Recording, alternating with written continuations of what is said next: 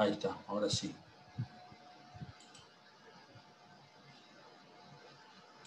Volvemos a Vitruvio.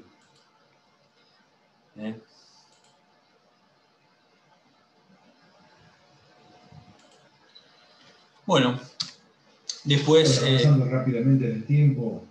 Uy, acá se me activó algo de... lo podemos dejar. El profesor. Bueno, avanzando rápidamente en el tiempo, tenemos... Bueno, avanzando rápidamente en el tiempo, tenemos un nuevo hito que lo marca obviamente Leonardo, ahí, que básicamente cambia la época a partir de esta figura que es el canon de las proporciones humanas. Leonardo plantea básicamente que las construcciones tienen que tener un fin humanista. Entonces el hombre es un poco la esencia de toda esta destino de las construcciones, y para esto uno tiene que hacer las construcciones. Es decir, cambia sustancialmente los conceptos en los cuales las construcciones se deberían realizar. Bueno, como se habrán dado cuenta, ese no fui yo, sino fue el profesor Roca, que quedó grabado en esa diapositiva, así que bueno, salió. Después están estos proyectos de la Revolución Industrial, las primeras estructuras propiamente de acero, el puente Cole-Brookdale, Thomas Pritchard, material, fíjense, hierro fundido, esto no es acero todavía, longitud 60 metros. Lo mismo que la Torre Eiffel, tan conocida, de 330 metros y de 1889. Siglos XVIII y XIX, los inicios. Después tenemos Escuela Europea del siglo XX, esta ahora en España, el viaducto de Requejo, 1914, el Río Duero. Fíjense, una estructura, un arco reticulado, ¿no? Sería, con anclaje en roca. Y después, acá una obra en Argentina, en Salta, el viaducto de la Polvorilla. Esta obra se importó en barco de Italia, se fabricó en Italia y se trajo hasta acá. Imagínense lo que habrá sido el montaje en esa época, en esas condiciones, en esos parajes, ¿no? 1930. Después tenemos en los siglos XIX y XX los rascacielos de Chicago, las distintas alturas, Nueva York y Chicago. El más conocido para mí es el Empire State o el de Chrysler, estos dos, que habrán sido en su época los más altos del mundo, ahora están muy superados. 318 metros, el de Chrysler, y el Empire State 1931 el año y 381 metros. Y la carrera por la altura actual, acá tienen todos los edificios que están, algunos, supongo que a esta altura ya están todos construidos. En esa época de esta infografía, algunos estaban bajo construcción, que dice acá, ¿no? Algunos son en Dubái, otros en Nueva York. Fíjense las formas elegantes y desafiantes a la vez, ¿no? Porque tienen formas que a veces son anti-intuitivas. Pero bueno, los materiales también, ¿no? La evolución de los materiales de revestimiento, por ejemplo. Y las alturas, esto está en pies, pero bueno, pueden sacar la cuenta luego. 2000 pies, arriba de 2000 pies, el más alto. Bueno, y esto es un poco los sistemas estructurales. La otra vez había una pregunta de un compañero que me preguntaba sobre el núcleo de hormigón, ¿no es cierto? Bueno, acá estamos pensando en estructuras de acero que se las tienen que arreglar solas frente a las cargas verticales y cargas horizontales. Y digamos, avanzando hacia la derecha en altura.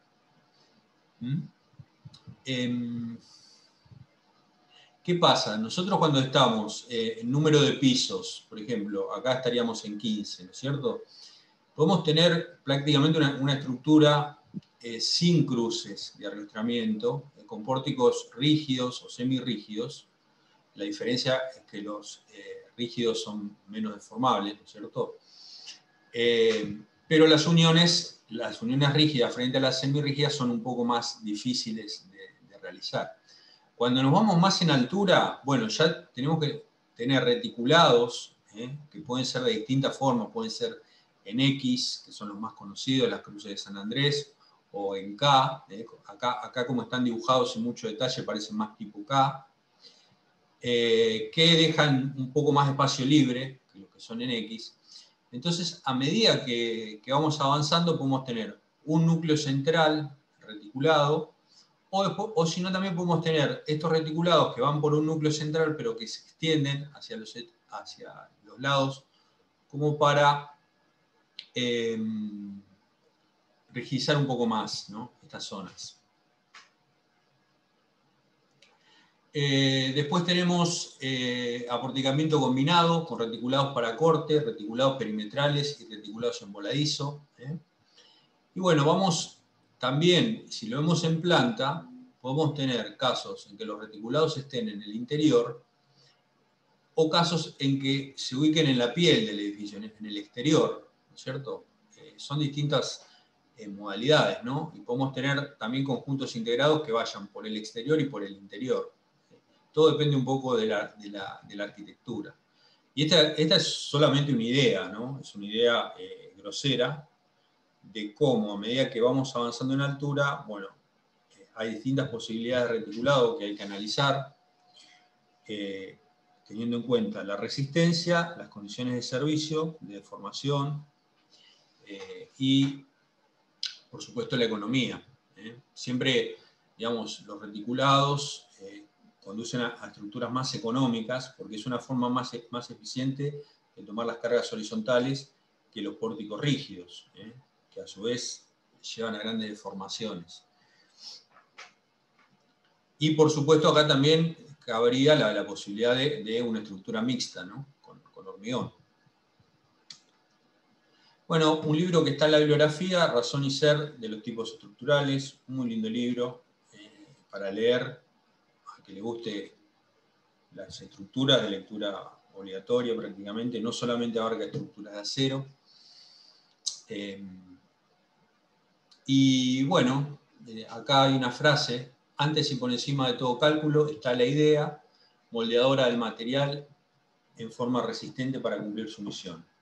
Las obras no se construyen para que resistan, se construyen para alguna otra finalidad o función que lleva como consecuencia esencial es que la construcción mantenga su forma y condición a lo largo del tiempo. Su resistencia es una condición fundamental, pero no es la finalidad única, ni siquiera la finalidad primaria. Está subrayando aspectos que escapan un poco o que van más allá de la ingeniería pura y dura, ¿no? Pero para que no nos la creamos de alguna manera los ingenieros, de que la finalidad es resistir las cargas. Bueno, es un trabajo en conjunto y hay distintos factores artísticos, hasta artísticos, ¿no? Bueno, acá tienen la estructura del World Trade Center, luego de la debacle de las Torres Gemelas, la nueva estructura, y durante la construcción, fíjense, acá hay un steel deck, un piso, acá está la etapa del montaje. Bueno, es una estructura que está muy estudiada, incluso hay una investigación de la ISC sobre el colapso de las anteriores, cómo resistió o cómo afrontó, mejor dicho, la estructura, el fuego, en función, una especie de pericia, ¿no?, en función de lo que quedó. Muy interesante. Luego tenemos una etapa que es el vanguardismo de las estructuras metálicas. Fíjense que acá ya la estructura metálica no se esconde, sino que se la expone de alguna manera como algo digno de ver, ¿no? El Centro Pompidou en París, 1977, fíjense las cruces de arrastramiento ahí al aire libre, y la escalera exterior de acceso colgada. Acá pareciera que está sobre unas ménsulas, y estas ménsulas que van hacia arriba, ¿no? Sí, con estos sistemas de tensores vuelven a la columna acá, las cargas. Pero bueno, uno mira y fíjense, yo viendo la estructura ya puedo empezar a entender cómo funciona, ¿no? Y este edificio, de un arquitecto muy conocido también, Norman Foster, en Hong Kong, un banco, en el que también están estas estructuras, que trabaja un poco algunas zonas del edificio colgadas, ¿no? Colgadas de una parte central. También la estructura de alguna manera permite ver el funcionamiento. Esto, bueno, es Calatrava también. Esta estructura es muy parecida a la estructura que está en la tapa del módulo de lectura. Es muy, muy parecida. Lo único que esta es fija, ¿no? Estos paneles no se mueven. Es una estación terminal, el Oculus, en Nueva York. El otro es el Museo de Arte de Milwaukee.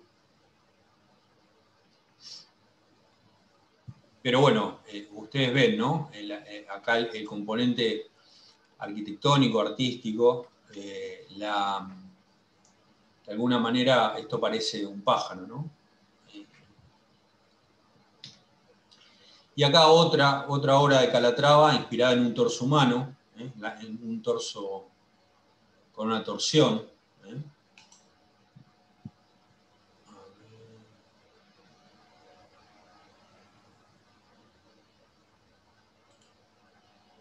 ¿Cierto?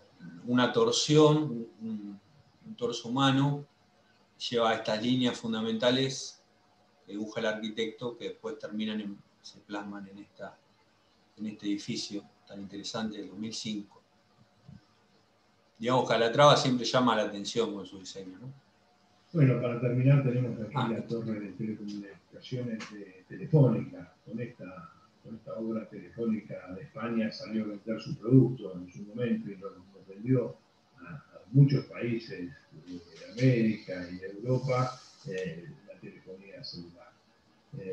Esa penetración, de alguna forma, que hizo en distintos países, tenía una base de apoyo en imagen que representaban este tipo de desarrollos en su momento. Esto fue hace ya aproximadamente 30 años y demuestra la valorización de la idea. Esta misma torre se podría haber construido mucho más fácilmente, pero obviamente es una demostración artística de lo que puede construirse con una torre de comunicaciones. Por lo que finalmente concluimos cuáles son las bases del proyecto. En principio, otorgar una seguridad razonable, esto está claro. La obra tiene que tener la estructura, tiene que garantizar una seguridad razonable. Garantizar una mira esa estructura, mira. Está re loca esa. Está re manteada. Valorizar la estética de la idea, mantener la idea. La estructura debe mantener y usar la idea. Asegurar la calidad constructiva. Considerar las instalaciones, obviamente la antena de esta tiene que cumplir su función.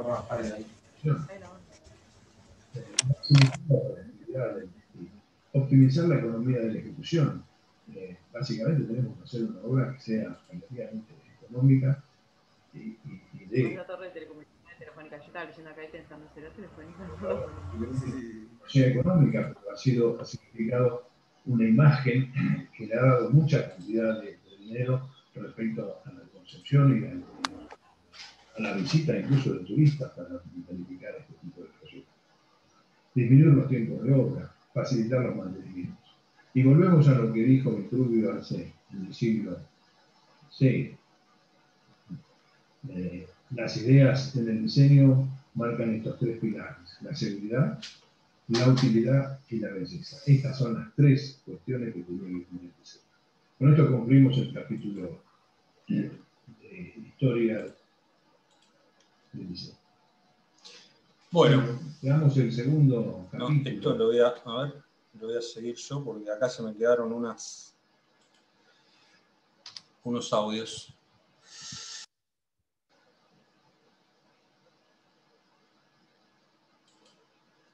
Bueno, esto, estructuraciones metálicas típicas, ¿no? Una nave industrial está conformada por pórticos. Los pórticos pueden ser de alma llena o reticulados. Los pórticos resisten en su plano. Es decir, acá tenemos, por ejemplo, 2 pórticos con las correas que los vinculan para poder atornillar o sujetar la chapa. ¿Qué pasa? Nosotros necesitamos, aparte, el pórtico garantiza la resistencia en el plano, en el propio plano del pórtico, ¿no es cierto? Cargas que actúan en esta dirección, ¿no es cierto? Son pórticos rígidos, ¿no?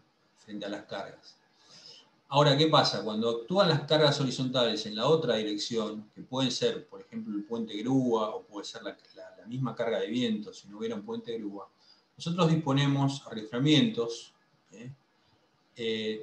tanto en la cubierta como en los laterales, que forman un sistema, es decir, una carga horizontal que está acá arriba, o que está en algún punto incidiendo, tiene que llegar al piso. Es la forma más eficiente de hacerlo. Entonces, en general, estas naves industriales toman esta configuración de pórticos de alma llena o reticulados, o una combinación, unidos por arrastramientos. Acá pueden ver la planta industrial de Bragado, la acería, que está en Buenos Aires, lo construyó la empresa DIN. Fíjense que es reticulada, tiene unas grandes columnas donde apoya la vía carrilera para que pueda circular el puente grúa de ambos lados. Y después, bueno, las columnas se achican mucho para soportar la viga, que es la que va a soportar la cubierta, la que va a soportar el techo. Y en los laterales, obviamente, en estos planos, acá no se ve, o se ve parcialmente en algunos niveles, pero puede ser que haya algunos campos que estén arrastrados y otros que no los estemos viendo. Tienen que ir estas cruces, que van a ser las que van a tomar las cargas, en este caso de frenado longitudinal del puente grúa, y las de viento, por supuesto. Es una nave muy alta, las cargas de viento también tienen gran incidencia. Bueno, en esta fotografía estamos... Hoy otra vez, parece que hay un montón de...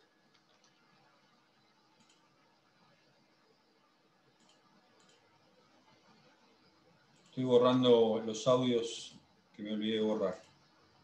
Bueno, creo que son esos.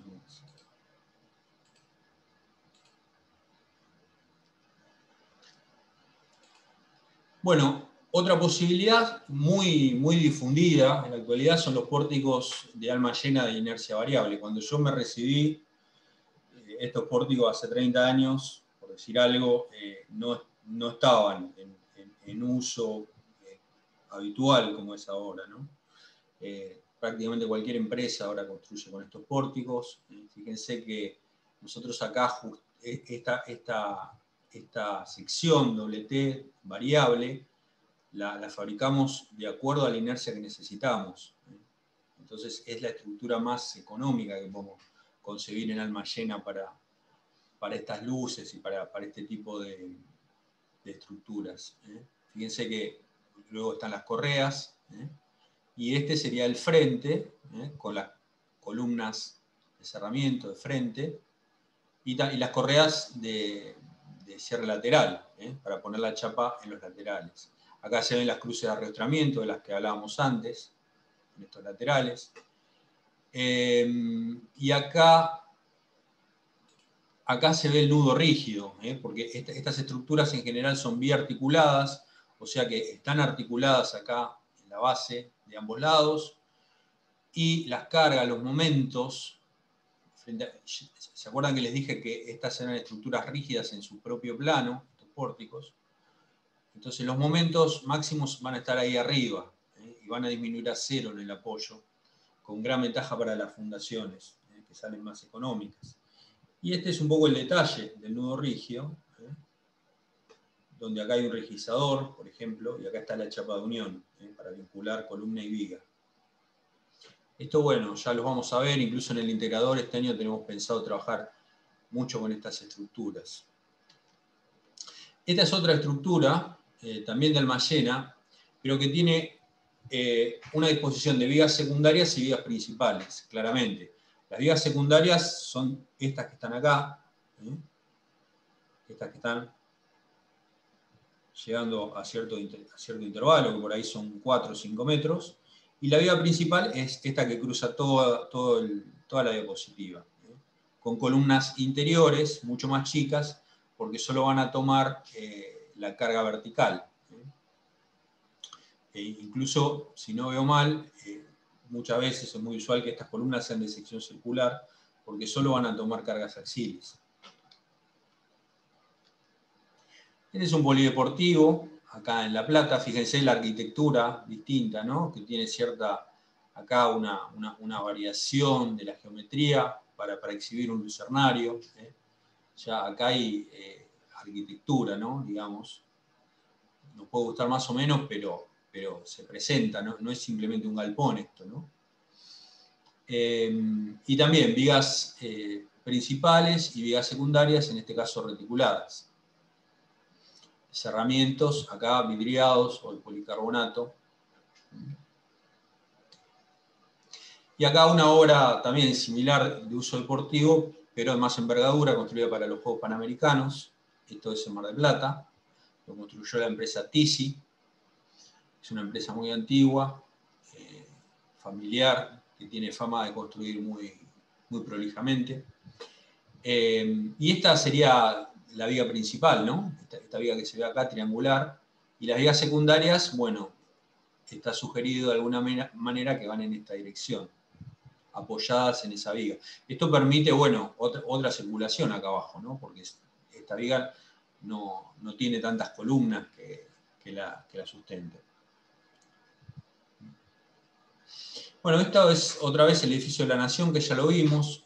Acá la idea es mostrar un poco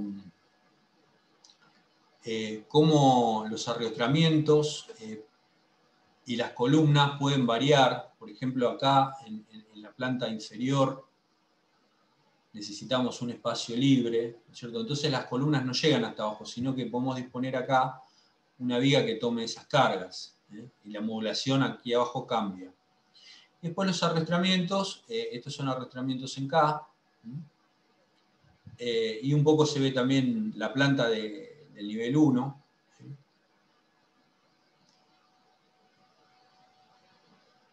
Fíjense que en algunas posiciones ya está libre de columnas en esta zona.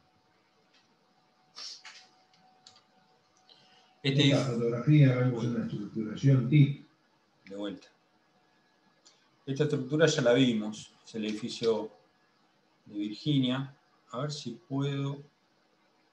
Quiero desactivar la reproducción automática, pero tampoco sé bien dónde está.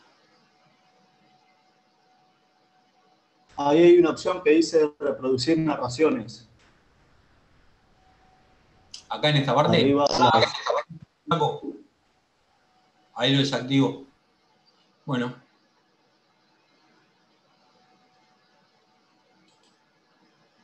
Bueno, esto ya creo que lo vimos, ¿no? Es un edificio, el edificio con núcleo de hormigón que hablábamos, con steel deck en los distintos niveles, que en este caso el núcleo de hormigón absorbe las cargas horizontales. Entonces, la exigencia hacia los arrastramientos metálicos es menor, o no la hay. ¿Qué pasa? Bueno, algo que uno puede observar es que el núcleo de hormigón está en una parte del edificio. Es decir, si yo estoy acá, por ejemplo, en esta zona, ¿no? Si estoy en esta zona y tengo que tomar cargas horizontales que van en esta dirección, bueno, tengo que pensar cómo las llevo hasta el núcleo de hormigón. Caben dos posibilidades, o que el entrepiso tenga la rigidez suficiente de steel deck y yo verifique esa transferencia, o si no, voy a tener que poner cruces metálicas en algún plano por acá, que puede ser otra posibilidad, ¿no es cierto? Eso, por supuesto, conjugado con la arquitectura, ¿no? Es decir, las cruces uno no puede poner donde quiere, sino donde se puede, a veces donde tenemos la libertad, pero sí se observa eso, ¿no? Que el edificio metálico excede en ancho al núcleo de hormigón. Entonces, por esta zona tenemos una menor rigidez que si pensamos en un punto central. Bueno, ¿y cómo lo vamos a manejar eso? ¿A través del steel deck? Puede ser porque tiene una gran rigidez, ¿no? El steel deck. Pero si no tuviéramos steel deck, ¿qué haríamos? Bueno, hay que pensarlo. Bueno, los reglamentos de diseño.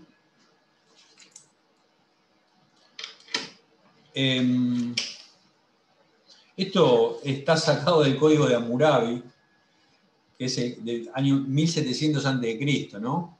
Para la idea que si alguien construye mal, calcula mal, tiene una pena, ¿no? Si un constructor ha edificado una casa para otra persona y la construcción no ha resultado sólida y la casa que se construyó se cae, causando la muerte, ese constructor debe ser ejecutado. Bueno, esperemos no llegar a tanto, ¿no? Diría uno.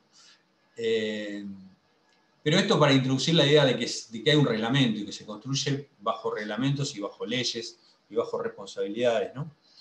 ¿Qué pasa en la Argentina con esos reglamentos? Bueno, hasta la década de 1980 estaban las normas alemanas, las normas DIN, las que están compaginadas ahí en el acero, en la construcción, que hemos visto como bibliografía.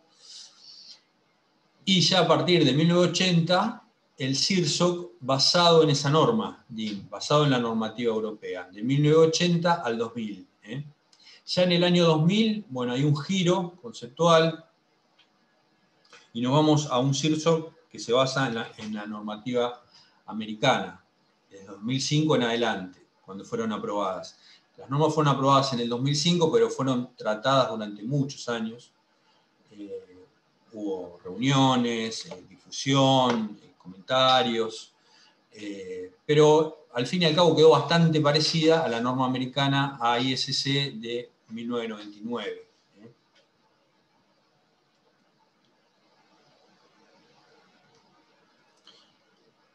Perdón, me olvidé de decir, la norma LRFD sería, ¿no?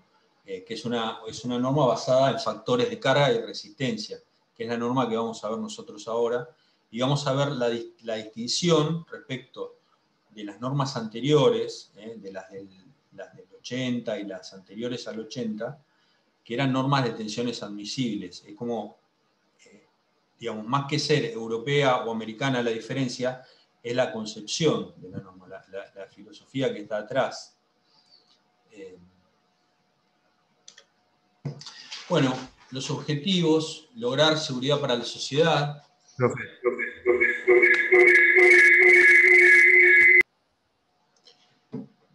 Los modelos de reglamento pueden ser funcionales, prescriptivos, deterministas, probabilísticos, Profe. Sí. ¿Sí? Hola. Sí. No, yo le quería consultar algo sobre la filmina anterior que había pasado, la del edificio en construcción. A ver si. Sí, usted mencionó que si nosotros podíamos pensar cómo distribuir las fuerzas horizontales en alguno de los pisos hacia el núcleo de hormigón. Sí. Mencionó algo sobre cruces. ¿A qué se referiría con eso? No, yo lo que dije es, el steel deck son estas superficies plateadas que se ven acá, Sí. ¿no es cierto? Que esa es chapa. Sobre esa chapa se va a colocar hormigón. Sí. Bueno, entonces eso es terriblemente rígido, ¿no?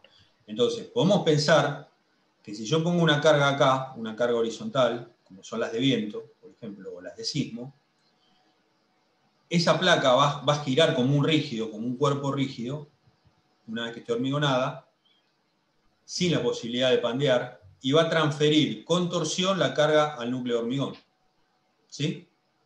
Sí. Con un giro en planta. Infinitesimal, pero bueno, un giro al fin. Ahora, yo lo que digo es, yo estoy asumiendo que esa losa, una vez constituida, es infinitamente rígida y que transfiere la carga ahí. ¿Qué pasa si el sistema de pisos es distinto? No es un steel deck, que es un piso muy rígido, sino, por ejemplo, un piso de losetas, Y bueno, yo esa asunción no la puedo hacer. Entonces, una carga horizontal que está acá, el piso ya no la va a transferir al núcleo central, ¿sí? Entonces voy a tener que disponer cruces en esta zona, en un plano vertical, en estas zonas, para tomar esas cargas que no las voy a poder transferir al núcleo de hormigón por cómo está configurada la estructura. Ah, está ¿Se bien. entiende? Por eso mencionó la arquitectura después, que tenía que ver con eso también. Claro, claro, porque yo al disponer cruces en un plano vertical, no lo puedo hacer libremente a veces, porque imagínate que acá está la entrada del edificio. Bueno, yo no puedo poner una cruz ahí. ¿Se entiende? Porque la arquitectura me lo impide. ¿Eh? Entonces, eso es un poco la problemática que yo estaba tratando de mostrarles. No como una receta o como algo, sino como, bueno, lo que ocurre cuando uno ve una estructura de estas y piensa en las cargas que tiene que transferir. En las cargas horizontales, porque las cargas verticales, bueno, está claro, ¿no? Que en las cercanías del núcleo de hormigón, el núcleo de hormigón va a colaborar y acá las van a tomar las columnas de acero, de acuerdo al área. Pero las cargas horizontales, bueno, hay que pensarlo un poco más, me parece. Bien, profe. Gracias. De nada. Bueno, entonces, estamos en los criterios, ¿no? Los criterios de tensiones admisibles y estados límites. Estos son los dos básicos que vamos a distinguir. Obligatoriedad del uso.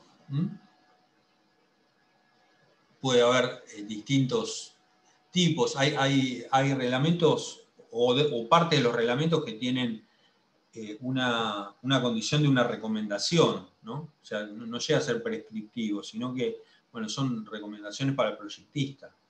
Después hay proyectos de reglamentos que todavía no están aprobados, pero que se están tratando. Por ahí, si cubren áreas que nosotros no las tenemos cubiertas por los reglamentos, por ahí nos podemos apoyar en esos reglamentos, ¿no? Para calcular. Los reglamentos en vigencia serían los CIRSO, y después ausencia de reglamento o falta de alcance. Bueno, a mí se me hace difícil pensar en una situación, pero puede haber algún país que no haya desarrollado sus reglamentos. En general se basa en reglamentos de otros países. A veces hay zonas grises de los reglamentos respecto de las cargas. Bueno, sujetas a interpretación, ¿no?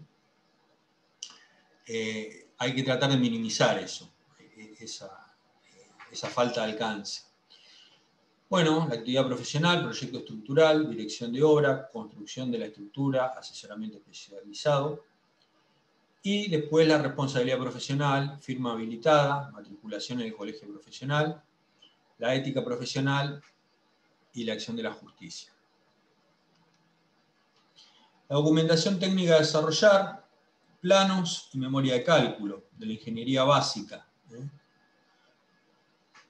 Los planos, plantas y cortes con las dimensiones principales de la estructura y características de sus elementos componentes, tipo de acero a emplear y sus características mecánicas, notas sobre la normativa, disposición de elementos de arrastramientos, detalles de uniones, fundaciones, y la memoria de cálculo, que vamos a elaborar una memoria con el proyecto integrador, una descripción previa, qué normativa usamos, los materiales, análisis de cargas, esos son los puntos centrales, solicitaciones, esfuerzos máximos, verificación de las secciones, diseño y verificación de uniones y apoyos, diseño de fundaciones, cómputo de materiales principales. Bueno, esto no necesariamente a veces en la memoria de cálculo, no tiene por qué formar parte. Metodología de control y procedimientos generales de montaje.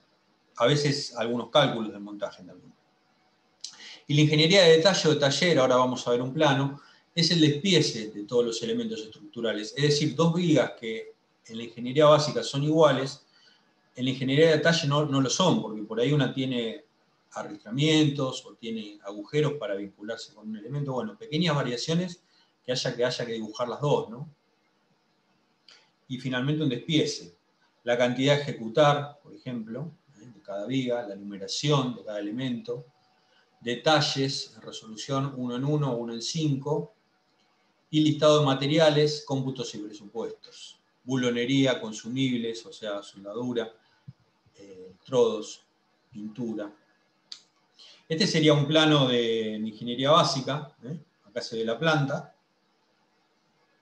Este es un corte transversal, y después estos son cortes longitudinales, bien digo, en distintos sectores.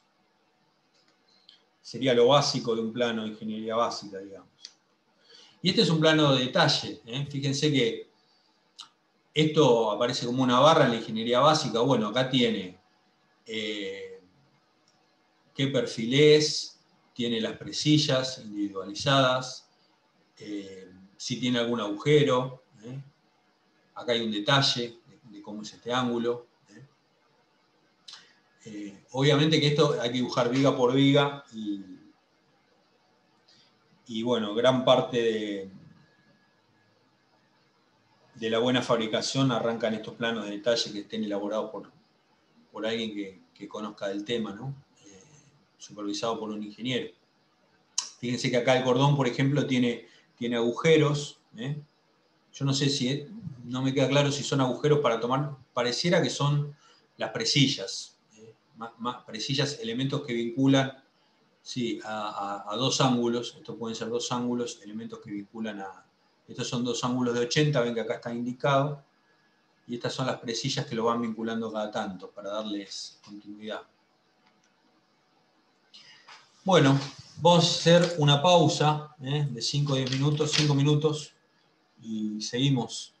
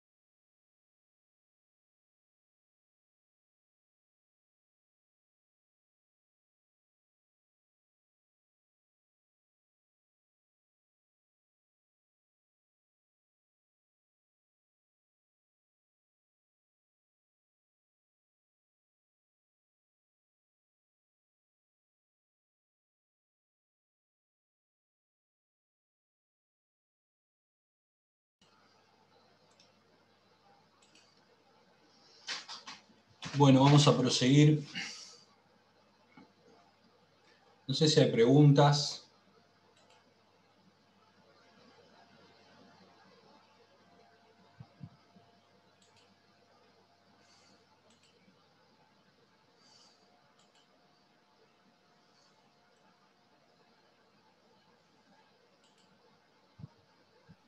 Por ahora no, profe. Bueno, etapas del diseño estructural, definir un anteproyecto estructural. Esto es fundamental, ¿no? Porque si arrancamos mal con la definición del anteproyecto, después tenemos un montón de dolores de cabeza. Determinación de las acciones, estas son las cargas, ¿no? Vamos a ver peso propio, sobrecargas, viento, sismo, nieve, hielo. Análisis de la simultaneidad de acciones, estas son las combinaciones, cómo las vamos a combinar las cargas. Determinación de las solicitaciones máximas en cada elemento, momento, axil, corte máximo para cada elemento, la estructura. Ahí también vemos cómo los agrupamos los elementos, ¿no? Si hacemos, qué diferenciación de columnas y vigas hacemos. Verificación de la resistencia y estabilidad de las secciones adoptadas, utilizando la norma, por supuesto.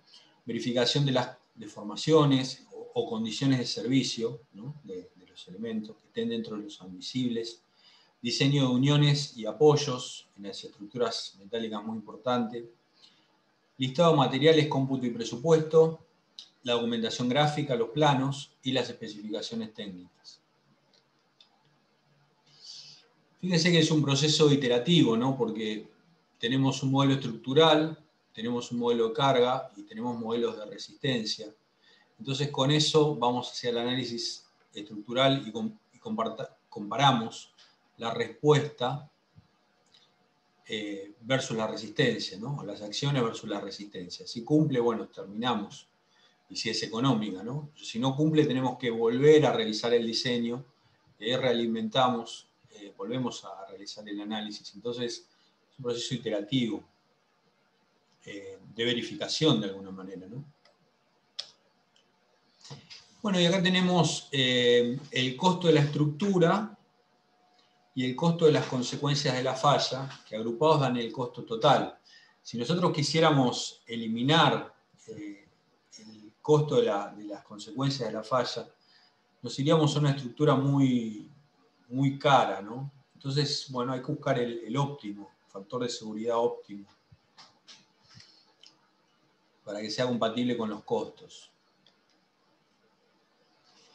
Los métodos de cálculo estructural, según diagrama de tensión de formación, elástico, el acero se presta bastante bien a ese planteo elástico. Rígido, plástico, también lo podemos aplicar, elastoplástico y no lineal. Según la influencia de las deformaciones, primer orden, estamos en primer orden si se desprecian, es decir, por ejemplo, los axiles, si nosotros tenemos en cuenta las deformaciones de las columnas, va a resultar en un momento adicional que se va a sumar al momento de primer orden, ¿no? Entonces, ese segundo orden tiene en cuenta el planteo en equilibrio en la condición deformada, no en la condición geométrica estática de la estructura, ¿no? Entonces, bueno, buscamos esa convergencia.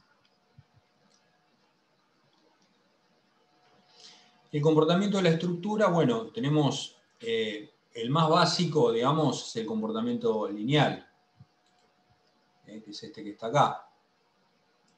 Después podemos tener un comportamiento no lineal debido al material. Ya hemos visto, por ejemplo, el acero, debido a las tensiones residuales de laminación o de soldadura, se aleja del comportamiento lineal. Entonces, estaríamos más siguiendo 2 que 1.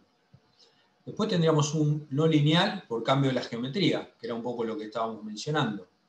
Es decir, cuando la geometría incide en las acciones. Y después tenemos una sofisticación de eso que es no lineal debido al cambio de geometría y al material. Tenemos el pandeo, que es un fenómeno de inestabilidad, que no necesariamente tiene que ver con el diagrama carga de formación, que podemos trazar una curva, ¿no? Es una pérdida de la estabilidad de la estructura. Comportamiento de pandeo local, que es en el interior de la sección, secciones muy delgadas, ya lo vamos a ver, en particular las que son conformadas en frío. Y después fractura frágil, que ya sabemos que es un invitado no deseado a la fiesta, porque no avisa, se propaga con mucha velocidad y conduce a pérdidas enormes. Así que hay que tenerlo muy en cuenta. Bueno, estas son las acciones a considerar en la estructura, ¿no? Tenemos las acciones permanentes, que son los pesos muertos o pesos propios. Se caracterizan por las letras en inglés, dead load, ¿no? Dead, y ahí viene la D para peso muerto. Cargas variables, live load, ¿sí? Cargas vivas. Y meteorológicas, el viento y la nieve, también, wind, snow. Y las accidentales, sismo y otras cargas especiales. Cargas de máquinas, por ejemplo, ¿no? Por su naturaleza, pueden ser cargas directas aplicadas directamente a la estructura o indirectas, deformaciones por temperatura, fraguado o asentamientos. Por su variación en el espacio, cargas fijas, peso del propio, elementos estructurales o funcionales, libres, sobrecargas de uso o puente grúa, también puede ser, por ejemplo, ¿no? Que va transitando por la estructura y es una carga móvil. Y por la aplicación a la estructura, estáticas o dinámicas, que se traducen, si bien son dinámicas, se traducen en fuerzas estáticas equivalentes a través de, por ejemplo, coeficientes de impacto.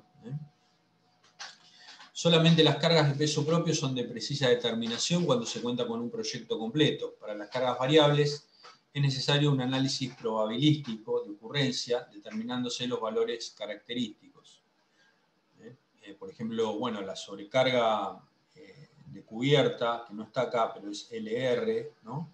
Es una carga que, digamos, es de mantenimiento, gente que accede a la cubierta con equipos. Bueno, ¿cómo la tenemos en cuenta? Bueno, de una manera probabilística, ¿no? No podemos fijar un valor exacto porque es una carga que no se puede prever. Bueno, estas son las combinaciones de carga de la LRFD según la ACE. No son exclusivas de las estructuras de acero. Estas las habrán visto ya. Son cargas últimas, mayoradas, fíjense estos coeficientes mayores que la unidad, ¿no? Que estipula esta norma y que puede ser para estructuras de acero, para estructuras de hormigón, para otro tipo de estructuras. Y son estas combinaciones, por ejemplo, 1,4 de peso propio más F, que son acciones de líquidos. Son raras estas acciones, las estructuras convencionales, imagínense que no está. Entonces esto daría lugar a una combinación que es 1,4 de peso propio, exclusivamente. Acá también, si pensamos que no está F y que no está T, que son cargas de temperatura, y que no está H, que es empuje lateral de suelos, nos va a quedar una combinación que va a ser 1,2 de D más 1,6 de L más 0,5 de LR, que sería la sobrecarga de cubierta o la sobrecarga de nieve o la acción de la lluvia, que también, bueno, se podría considerar o no como acción climática. Entonces ven que lo que quería graficarles es que algunos de estas acciones no están habitualmente, entonces se simplifica. Y también el uso de OR, que quiere decir O, ¿no? Nos da lugar, esta combinación nos daría lugar a tres distintas, ¿no? Una con LR, otra con S y otra con R. Y después, bueno, por ejemplo, las de viento con peso propio. El viento, cuando genera succión sobre la estructura, algunos de los estados más desfavorables son con cargas de viento hacia arriba, ¿no? Entonces fíjense que tenemos estas curiosas que tienen el 0,9 de peso propio, como si son cargas últimas. Bueno, pero yo lo minoro el peso propio porque ahí me está balanceando la carga principal, que es la carga de viento. Entonces le quito un poquito, ¿no? Para hacerla más desfavorable la combinación todavía. No sé si se entiende lo que digo. Entonces, suponiendo que este 1,6 de H no está, porque es un poco rara, el empuje lateral del suelo, que muchas veces no está, sería 0,9 de peso propio más 1,6 del viento hacia arriba. Lo mismo en el caso de sismo, 0,9 de peso propio más 1 de sismo, 1 porque el sismo ya es un estado último, y involucra acciones, el sismo, horizontales y verticales, a la vez. Aceleraciones, ¿no? Son aceleraciones que actúan sobre las masas y que pueden actuar en esas direcciones. Bueno, entonces, ¿cómo están armadas estas, no? ¿Cuál es la idea de los tipos cuando armaron estas combinaciones? Que uno las ve así y dice, parecen caprichosas, ¿no? Bueno, dice, cada una de ellas, que son estas que están acá ya están simplificadas. Fíjense que yo le saqué H, le saqué F, ¿no? Las más raras. Las dejé más como las vamos a usar nosotros. Entonces, pero es lo mismo que lo anterior, ¿no? Cada una de estas combinaciones, que las usamos en la LRFD, son de la ACE, pero la usamos en la LRFD, por eso le puse acá ecuación LRFD. Cada una de ellas refleja la acción de una de las cargas actuando en su valor máximo durante la vida útil de la estructura, 50 años. Las demás cargas, que no sean el peso propio y el valor máximo, actúan con un valor de un momento arbitrario, es decir, de un momento cualquiera. Que ese valor, obviamente, es mucho menor que el máximo, porque no es el máximo que uno junta en 50 años, sino de un momento cualquiera. Es el que puede ocurrir en cualquier momento. Por ejemplo, para la sobrecarga L puede ser tan bajo como 0,25 del máximo de la vida útil, del máximo de 50 años. Pero su distribución varía ampliamente. Por eso no va a tomar 0,25, va a tomar un poco más, ¿no? Entonces, por ejemplo, esta tabla está tomada de Salmon and Johnson. Fíjense que para cada una de ellas señala el autor cuál es la carga que está en su máximo valor. Por ejemplo, entonces uno empieza a entender un poquito más cómo está armado esta historia. ¿Cuál es la carga acá en esta combinación? 1,2 de D más 1,6 de L más 0,5 de S. ¿Cuál es la que está tomada en su máximo valor? Bueno, L, la sobrecarga L, la sobrecarga. Entonces, fíjense, de ahí sale el 1,6. Y las otras cargas está 0,5, la que es de nieve, que es un valor arbitrario en un momento cualquiera, y peso propio, que siempre está con 1 o un poco más, porque es la carga que está siempre. Si agarramos otra, bueno, esta de acá, 0,9 de D más 1,6 de W. ¿Cuál es la carga en su valor máximo de 50 años? El viento, pero el viento cuando se opone a D, o sea, el viento hacia arriba, ¿no? Entonces, ahí entendemos esta combinación, 0,9 de D más 1,6.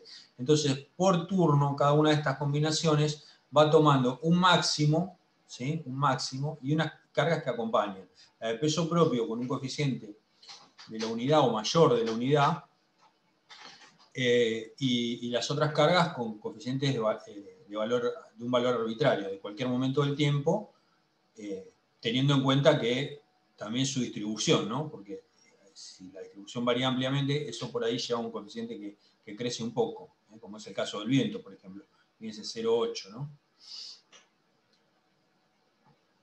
Bueno. Entonces, las resistencias y las cargas varían ampliamente, no son conocidas, se tratan de forma probabilística y se tratan como dos variables aleatorias separadas. Estas son variables que ustedes deben conocer, la distribución normal, ¿cierto? Hay una curva que es para las cargas, Q, y otra que es para las resistencias.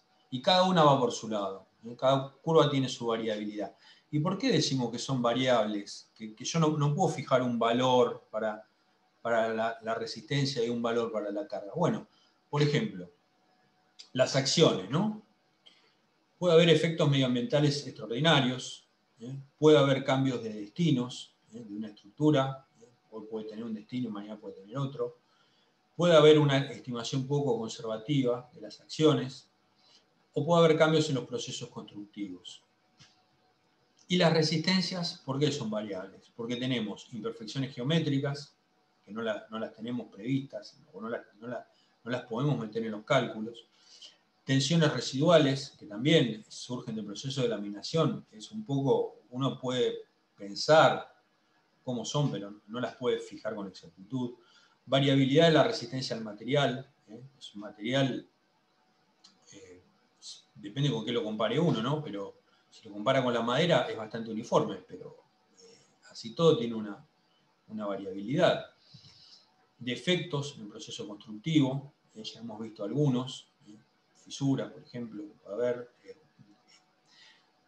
diseños mal hechos, afectación de la resistencia con el tiempo y diferencias con el comportamiento teórico. O sea, tanto por el lado de las cargas como por el lado de las resistencias hay una variabilidad. Hay un valor medio, puede decirse, pero estamos en una zona. Y eso hace que las dos curvas, cuando las solapan, haya una zona que sea de falla. Hay una zona que es de falla. Que las resistencias están por debajo de las cargas. Bueno, entonces, como hay una zona de falla, resulta más práctico, en vez de trabajar con estas dos variables aleatorias, en vez de trabajar con Q y R, trabajar con una sola variable aleatoria que las enganche a las dos, que las combine a las dos, que es el logaritmo natural de R sobre Q. Cuando esto sea, cuando esta relación sea 1, el logaritmo es 0, ¿no es cierto? Entonces estamos en este punto. De ahí para atrás estamos en la zona de falla. Porque estamos en el logaritmo de algo que es menor que la unidad, ¿no es cierto? Y después tenemos una distribución. Como esto es un cociente de dos variables aleatorias, es a su vez una variable aleatoria. Tiene su desviación estándar, sigma, y tiene un valor máximo, acá, que va a ser la condición más favorable. Entonces dice, la distancia que hay entre la línea de falla y el valor principal de la función logaritmo de R sobre Q se define como un múltiplo beta de la desviación estándar de la función, de sigma. Es beta por sigma. Yo lo puedo escribir así. Siendo Profesor, beta, una consulta. sí. La variable Q que aparece ahí es la misma que S, que se mostró en la presentación anterior. No, es esta Q. Esta Q, las cargas. No es la variable S que se refiere a acciones, ¿verdad? Claro, son las acciones, las cargas. Sí, acá está bien, acá aparece como S en esta. Sí, esto me olvidé de corregirlo. Sí, acá aparece como S, pero es Q. Bien, está bien. Esto Gracias. es lo mismo, sí, eso quedó. Entonces, el multiplicador B, el multiplicador beta, es llamado índice de confiabilidad. Cuanto mayor sea beta, mayor es el margen de seguridad. Cuanto más nos alejemos con este punto, con este punto ideal de la zona de falla, mayor es el margen de seguridad. Acá esto lo escribe en función de dos variables, BR y BS, porque de estas funciones R y Q, o R y S, siempre sabemos,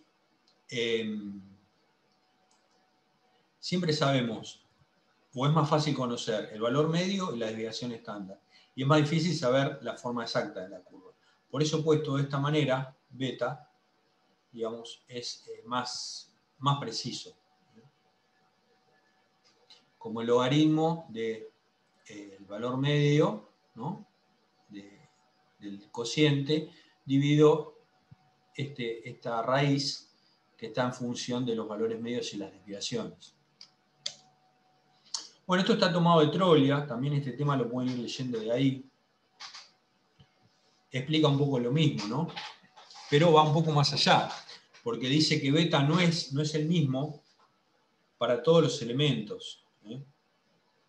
La confiabilidad no es la misma para todos los elementos, porque queremos que en algunos elementos, la norma está diseñada así, sea mayor que en otros. Es decir, en las uniones que sean más confiables que las barras, ¿eh? Porque las uniones, si falla la unión, bueno, falla la estructura probablemente, ¿eh?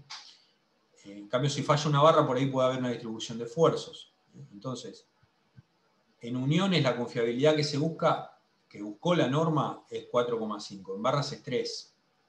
Y después, para cargas de mayor duración, las barras y uniones deben ser más confiables que las para las de corta duración. Por ejemplo, acá tenemos carga permanente sobre carga útil más viento, 2,5. Carga permanente más sobrecarga útil más sismo, 1,75. Para barras ambas, ¿no?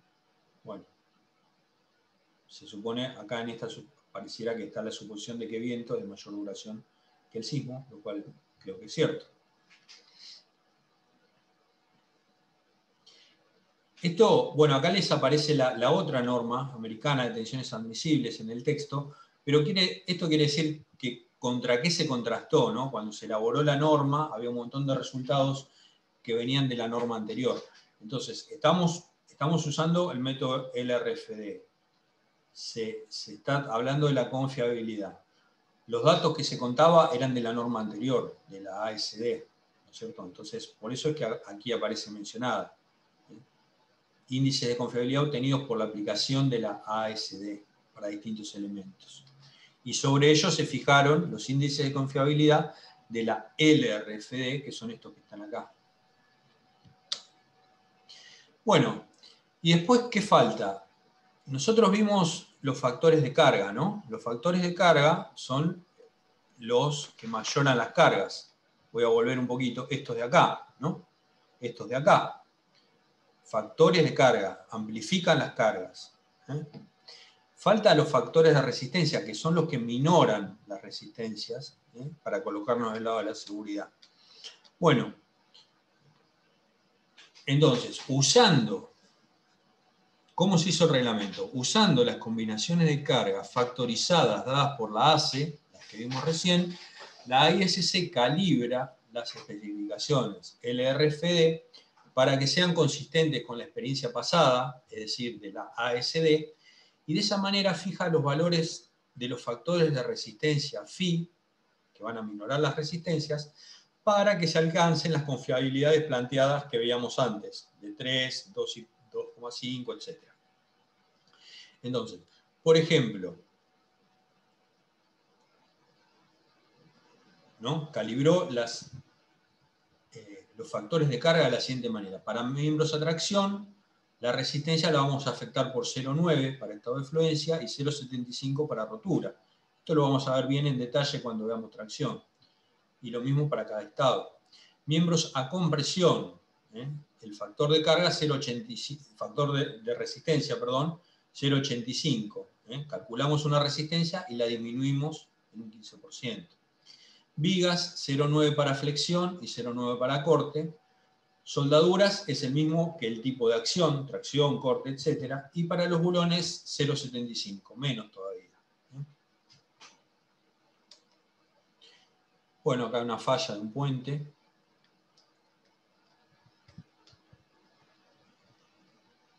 Entonces, después vamos a volver sobre esas diapositivas, pero la verificación LRFD, o lo que es lo mismo, CIRSO 2005, se aplica a esto.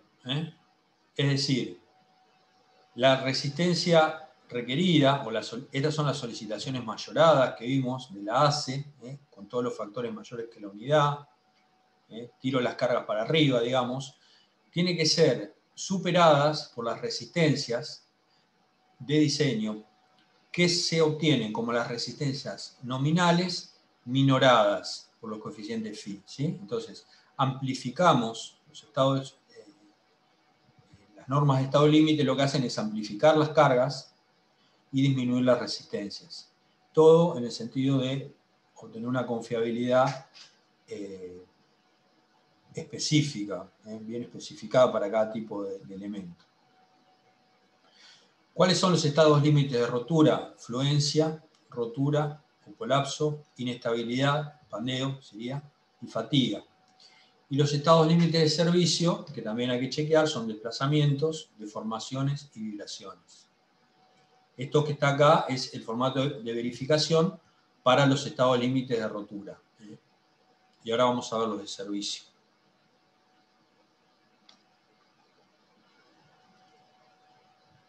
Los criterios básicos del método LRFD, del método de estados límites, se basan en el cumplimiento de dos estados límites. El estado límite resistente, que definen las posibles fallas locales o globales que pueden ocurrir durante la vida útil de la estructura, y el estado límite de servicio, que define los requisitos funcionales, deformaciones y vibraciones. El estado límite resistente es todo lo que estuvimos viendo hasta recién. Se basa en métodos probabilísticos de cargas y resistencias y está calibrado con el ASD para una relación de carga de sobrecarga a peso propio igual a 3 para barras a tracción. Esto lo vamos a ver ahora en las próximas diapositivas.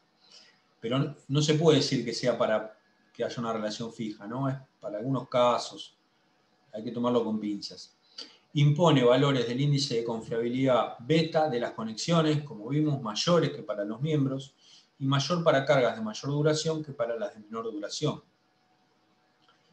El análisis estructural permitido puede ser elástico, inelástico o plástico, considerando los efectos de segundo orden e imperfecciones geométricas inevitables. Las resistencias nominales se obtienen de acuerdo a las cargas y las combinaciones posibles. En cada caso, asigna un valor para el factor de resistencia, como vimos recién, phi. Menor que la unidad habría que agregar acá, ¿no? Clasifica las secciones según las esbelteces de sus elementos, a compresión como no esbeltas y esbeltas, y a flexión como compactas, no compactas y esbeltas. Ver las tablas B41A y B41B. Esto lo vamos a ver en detalle en lo que sigue de este módulo y en cada módulo de compresión y flexión. Clasifica las conexiones como simples, que permiten la rotación, y de momento, que pueden ser completamente restringidas y parcialmente restringidas. Y para el estado límite de servicio, vamos a verlo ahora, se utilizan cargas de servicio según la ACE, anexo B y comentarios. Los valores límites de deformaciones en general los establece el cliente sin superar los criterios de la especificación en su apéndice L y comentarios. Eso sería el CIRSO. Y luego tenemos, esto sería la LRFD, ¿no? Los criterios del método de estados límites. Y la ASD utiliza cargas de servicio, es la norma que dijimos del CIRSO hasta el 82, y la ASD, que es tensiones admisibles, que sigue estando en la norma americana. Pero bueno, esta norma no considera confiabilidad para distintos tipos de solicitaciones y tampoco analiza las cargas tan detalladamente, ¿no? Sino que establece un estado tensional que tiene que ser menor o igual que la tensión de fluencia dividido un coeficiente de seguridad, que eso se llama tensión admisible. Es esta verificación básica. Para la ASD, ese coeficiente, su valor más estándar es 1,67, factor de seguridad, este valor. Pero ven que es un factor único, que es para fricción, para corte, para tracción, compresión. No hay la diferenciación tan fina que hace la LRFD. Y para el CIRSO 82 varía de 1,25 a 1,6. Esto está sacado de Trolia. El método de cálculo por tensiones admisibles solo es factible cuando utilizamos teoría de primer orden para el análisis estructural y esta no conduce a valores en defecto de las solicitaciones de sección. El material es realmente aproximadamente elástico hasta la fluencia, porque esto es en régimen elástico, tensión, y consideramos que la falla se produce al alcanzar una fibra de la sección de fluencia, es decir, que no hay plastificación. En resumen, en este método, el método de tensiones admisibles, se carga la estructura con las cargas de servicio, no son cargas mayoradas. Se obtienen las solicitaciones de sección de servicio y se calculan las tensiones máximas de servicio producidas por esas solicitaciones de sección. Las máximas tensiones de servicio deben ser menores o iguales que la admisible. Bueno, y estas son las combinaciones de servicio. Ven que no tienen los coeficientes de mayoración.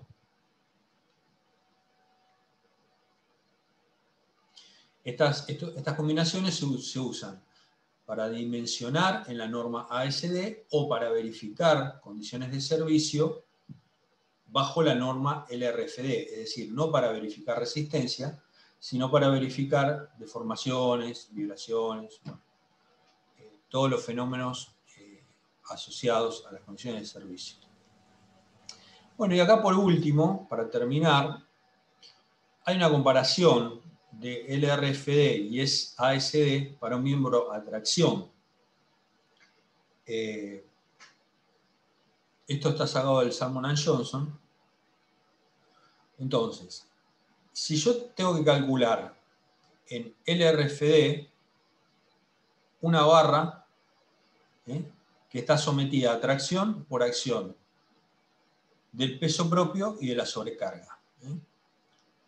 Esto, bueno, después lo vamos a ver más en detalle, pero ahora podemos decir lo siguiente. Yo voy a tener que hacer esta igualdad que está acá, donde uso la combinación de 1,2 de peso propio más 1,6 de L, tiene que ser igual en el límite a la resistencia nominal multiplicada por el coeficiente de resistencia que la disminuye, 0,9, ¿no?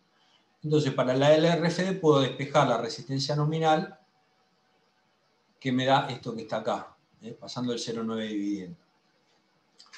Para la ASD, el factor de seguridad de tracción es 1,67. Pero ¿qué pasa? Ahí las cargas no se mayoran. Directamente tengo D más L. Y la resistencia se obtiene dividiendo la resistencia por el factor de seguridad, 1,67.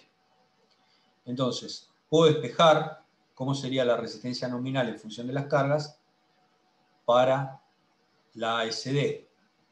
Y luego hago el cociente, lo que me da la LRFD dividido lo que me da la ASD, ¿no? Entonces, puedo poner esta expresión dividiendo todo por 1,67D en función de L sobre D, en función de la relación que hay entre la sobrecarga accidental y el peso propio. Pero como estamos incluyendo a D, también debemos considerar para la LRFD la otra combinación cuando L sobre D se acerca a 0, pero no es 0, ¿no? Entonces, ¿por qué? Porque esta combinación podría ser mayor que esta que tiene el 1,2, porque esta tiene el 1,4, para un valor muy bajito de la sobrecarga, podría ser mayor esta. Entonces, 1,4 de D, 0,9 de Rn y el mismo factor de resistencia. Paso dividiendo el 0,9 y hago el mismo cociente para la otra ecuación. LRFD sobre ASD, 0,93, 1 más L sobre D, otra vez en función de L sobre D. Y ahora lo que voy a hacer es graficarlas a las dos. Acá tengo graficada la de 1,4 y acá tengo graficada la otra. Bueno, cuando tenga el valor 1 de LRFD sobre ASD, quiere decir que en ese punto las dos normas me van a dar el mismo resultado. Ese resultado se halla para una relación de sobrecarga a peso propio de 3. Cuando la sobrecarga es 3 veces el peso propio, las dos normas darían lo mismo. Cuando nos vamos por encima del valor 3, cuando crece la sobrecarga, resulta ligeramente más económica la ASD. mientras que por debajo habrá economía usando la LRFD, por acá. Bueno, ¿qué pasa con esto? Esto es para un caso particular muy sencillo, ¿no? No se puede generalizar. Pero fíjense que el resultado es lógico, ¿no? Porque la LRFD se basa en un análisis probabilístico y muy detallado. Entonces, al haber cargas más previsibles, es decir, cuando hay más peso propio en relación a la sobrecarga, está todo más controlado. Entonces, la norma se permite bajar los coeficientes con los cuales calcula. En cambio, la ASD es una norma un poco más tonta, calcula igual para todos los valores con el mismo coeficiente. Entonces hay un momento que la LRFD, para cargas más previsibles, le empieza a sacar ventaja. Bueno, eso es todo por hoy.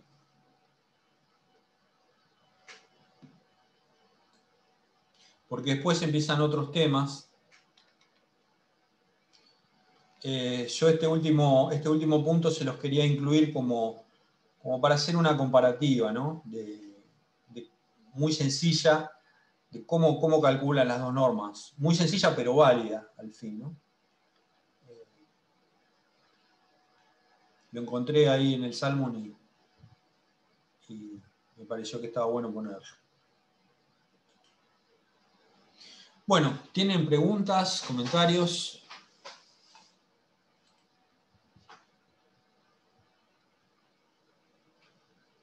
Profesor, entonces para el diseño estructural se usa la nueva, la de probabilística, LRFD.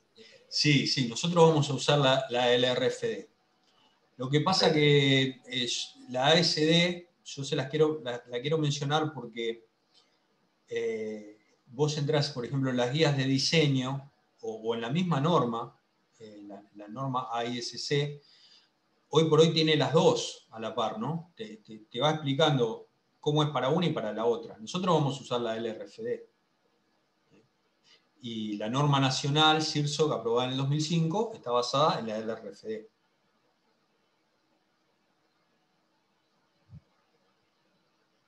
Ok, gracias. Como dijiste bien, criterios probabilísticos, exactamente.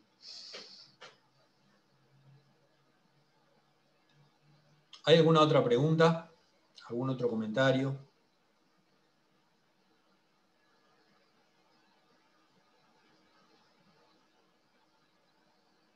Yo les puse como bibliografía sobre este tema, pueden encontrar cosas en los otros libros, pero el Troglia lo trata bastante bien, también toma la norma brasilera.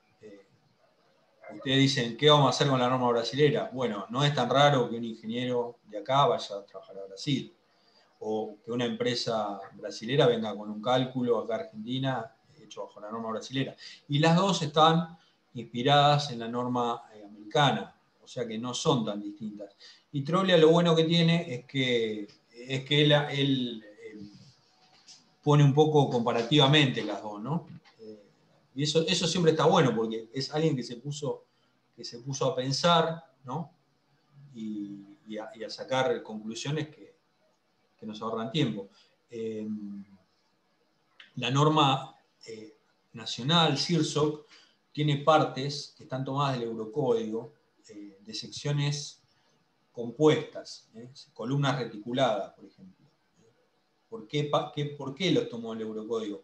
Bueno, porque en la norma americana muy poco, porque no las usan mucho los estadounidenses, las columnas reticuladas. Ellos, más que nada, alma llena, ¿no? No es que no permita la norma americana, pero el Eurocódigo tiene una elaboración mucho más detallada de todas las variantes, de columnas reticuladas, un cálculo más fino. Entonces hay un anexo, que si no me acuerdo mal es el anexo B del CIRSOC, que trata sobre ese tema, en el que están todas las variantes, con mucho detalle y con un cálculo muy elaborado, pero se debe a eso, ¿no? Es como un injerto. Es como que metieron la LRFD y en un anexo le pusieron una parte del Eurocódigo para columnas compuestas, que acá se usan mucho, históricamente, como en Europa. y no tanto en Estados Unidos. En Estados Unidos, es decir, una columna reticulada, para hacerles el comentario, ¿no? Tiene mucha más mano de obra, ¿no? Porque hay que soldarle todas las diagonales, ¿no? Son enrejadas se llaman a veces, ¿no? En cambio, la columna de almallena, si es un perfil, a veces es cortar el perfil de la medida, ponerle una tapa arriba, una tapa abajo, pintarlo y va a la obra. Entonces, si el material en relación a la mano de obra es barato, yo puedo hacer una columna de almallena que por ahí es más pesada, y esos kilos de acero me los pago con el ahorro de la mano de obra. ¿Se entiende? Pero bueno, así fue a parar ese anexo ahí al CIRSO. De todas maneras, las normas europeas actuales están basadas también en estados límites, como las americanas. No hay tanta diferencia. Si uno va al fondo de la cuestión, están las dos basadas en criterios probabilísticos.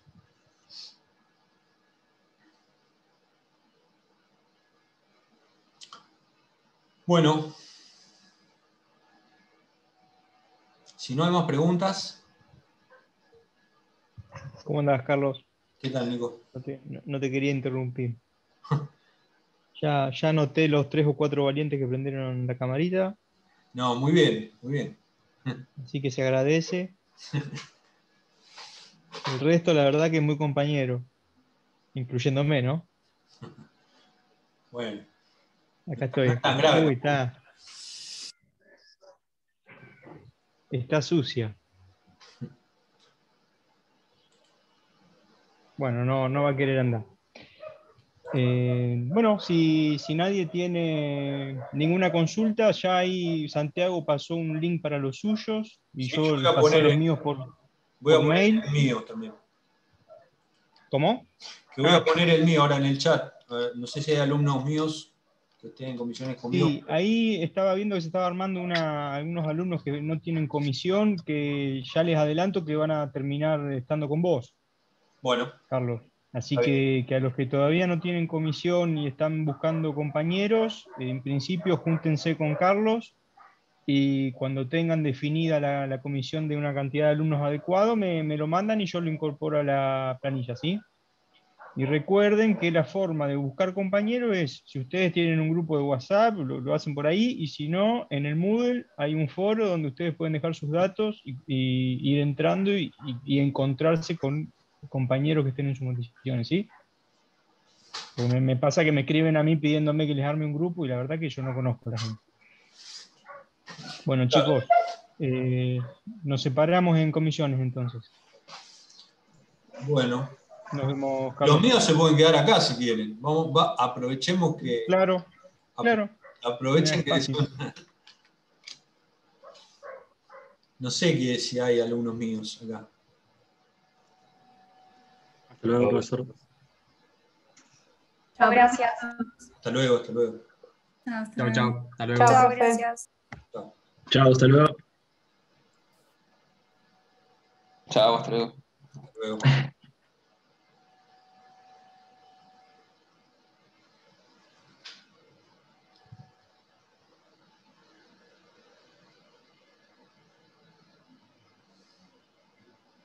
¿Hay algún alumno mío acá o de esos alumnos que no tienen comisión? Profesor, yo quería hacer una consulta. Nosotros somos el grupo 19, pero no sabemos con qué profesor nos toca. ¿Y no te fijaste en la planilla? A ver, ahora nos fijamos. Descarga. Vi la planilla y vi que estamos en el grupo 19 nada más.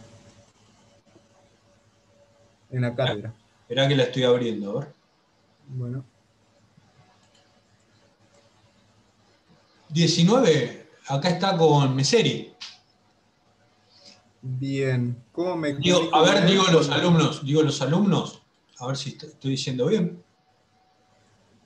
Villafuerte, Pino, Guerrero, Mendoza, Salinas y Romero. ¿Esos son? Sí, somos nosotros. Y mandale un mail, si él no está acá, si hoy no... Ah, bien. Ahí tengo su mail, sí. Bien. Bien, profe, gracias. De nada. ¿Quién más está? ¿Acá hay alumnos míos? Hola, profe, ¿se me escucha? Sí. Buenas. Sí. ¿Qué tal? Sí, nosotros no teníamos grupo y ahí estábamos organizando. Bueno, no teníamos un grupo conformado y no teníamos ayudantes, quedamos acá con ustedes. Bueno, tienen que armar el grupo, tiene que ser de 4 o 5, no puede ser otra cantidad, y tienen que mandar mail a Badano, que es el que está armando las comisiones. Sí, somos 3, así que si No, 3 no. 3 no pueden ser. Está bien, está bien. 4 o 5. En eso somos muy estrictos porque es mucho, viste, la parte virtual nos da mucho trabajo multiplicado. Entonces tratamos de que no se armen comisiones de poca gente ni de mucha.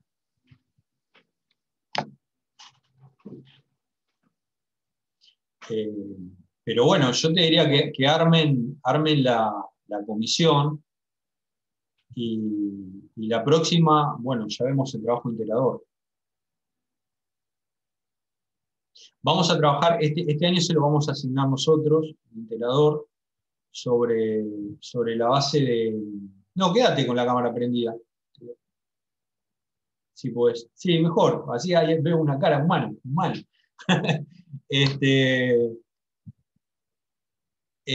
Vamos a trabajar sobre un integrador más simple, ¿no? De una nave industrial. Hay una guía y más que nada son secciones ya preestablecidas, ¿no?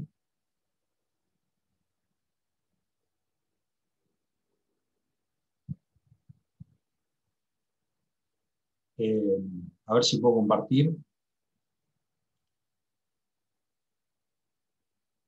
¿Hay alumnos míos acá? A ver, yo estoy tratando de que alguien me conteste. Sí, profe, nosotros del grupo 33. ¿Grupo cuánto? Ah, 33. Musaba Celeb, Kremer Germán, Nagore Manuel y Pereira Gabriel Agustín. ¿Están todos? Sí, Germán está acá, Musa está acá, Agustín recién lo vi, no sé si acá está también. Bueno, entonces a ustedes ya les podemos asignar el trabajo.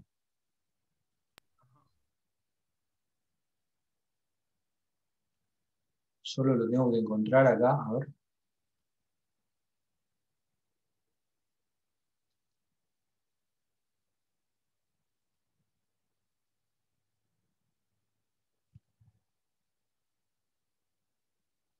Vamos a usar este manual.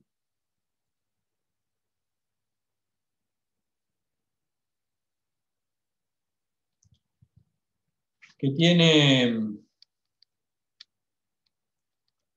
para distintas alturas y distintas dimensiones de la nave, como está acá, abarca luz de pórticos 20, 25 y 30 metros, la altura del nudo del pórtico 6 o 9 metros, la separación de pórticos 6 o 9 metros y pendiente cubierta 10.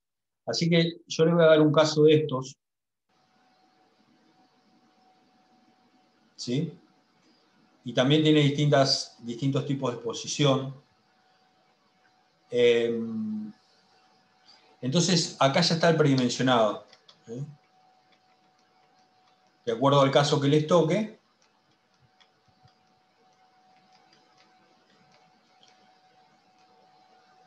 están las cargas de viento, igual las vamos a calcular, ¿no? Porque pueden haber algunas variaciones.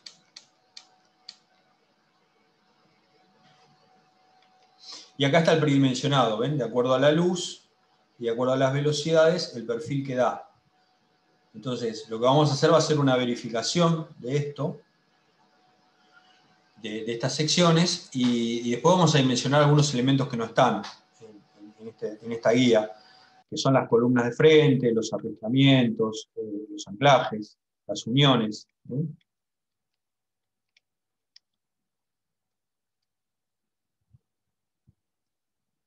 Bueno, placas base. Todo lo que no esté y haga falta para configurar la nave lo vamos a calcular.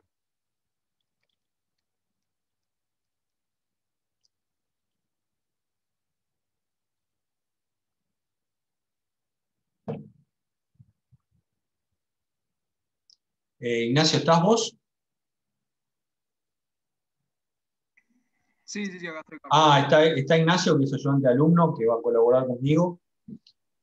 Así que, bueno, por ahí algunas reuniones más adelante los atiende él, los atiendo yo, es lo mismo. Pero bueno, va a estar al tanto del trabajo de las comisiones.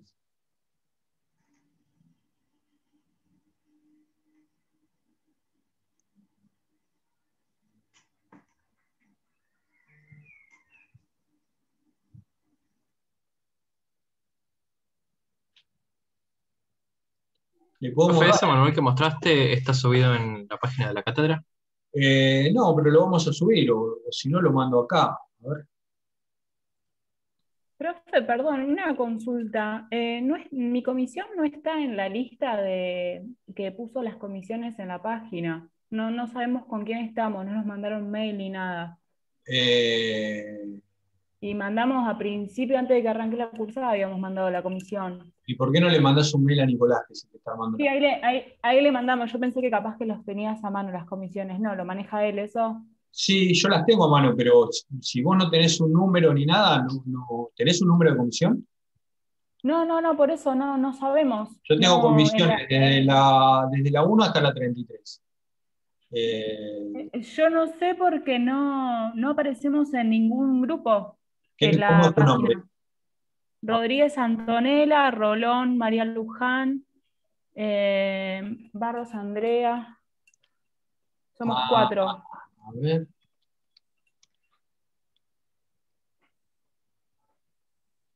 No las veo. No, mandale mail a Nicolás. Listo, perfecto. Ahora vemos con él entonces. Gracias, profe. De nada. Bueno, a ver si lo puedo encontrar. Ahí está, ahí lo compartí. De todas maneras es una guía, ¿sí? Vamos a tener pequeñas diferencias. Por ejemplo, ahí el viento está a 45, 50 y 55, si no me fijé mal. Bueno, acá, por ejemplo, tenemos 47,5, ¿no? Entonces, el resultado va a ser intermedio, o va a haber que tomar el predimensionado de 50, ¿no? Y verificar eso.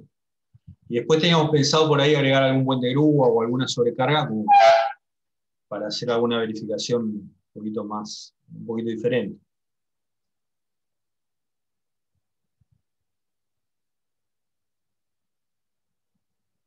Yo diría que lo miren un poco y el viernes ya distribuimos los trabajos.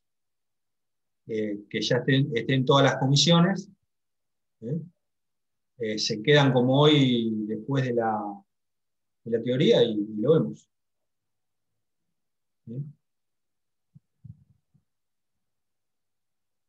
Supongo que la teoría va a terminar siempre más o menos 6:30.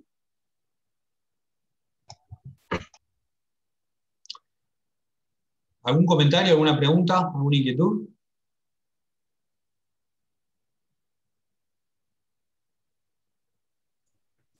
Hola, ¿me escucha, profe? Sí. A ver, ¿qué tal? Yo estoy sin grupo, no sé si... Y te tenés que armar uno. Dale, yo le preguntaba acá, pues, che, Franco, no sé si tiene problema y me sumo a ustedes. Dale, ahí le escribo el mail en el chat y arreglamos con ellos. Dale, sí, pasá el teléfono y te sumamos ahí al grupo. Dale. De una. Bueno. ¿Algo más? Ignacio, ¿vos querés comentar algo que me haya olvidado? No, me parece que fue bastante claro. Bueno.